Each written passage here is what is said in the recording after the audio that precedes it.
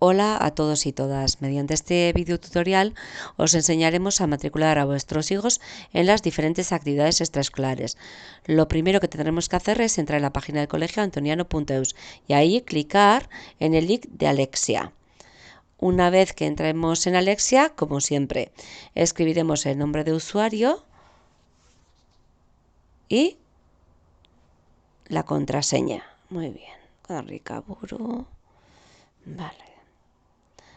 Una vez que entremos en Alexia, nos encontraremos con las diferentes ofertas que nos hace el colegio. Fijaros que pone extraescolares.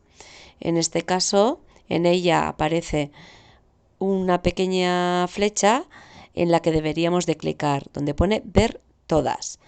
Una vez que cliquemos en ella aparecerán, ¿sí?, todas las ofertas del colegio.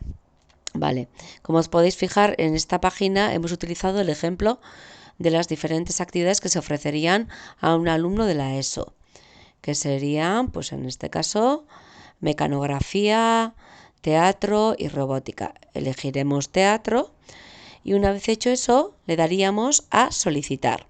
Una vez que hayamos hecho solicitar, aparecería, como aparece aquí en mecanografía, en verde, matriculado. ¿De acuerdo?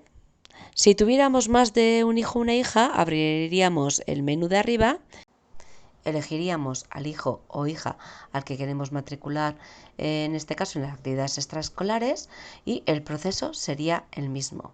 Seleccionar la actividad, solicitar y seguir el proceso. Así de simple. Un saludo y hasta pronto. Agur.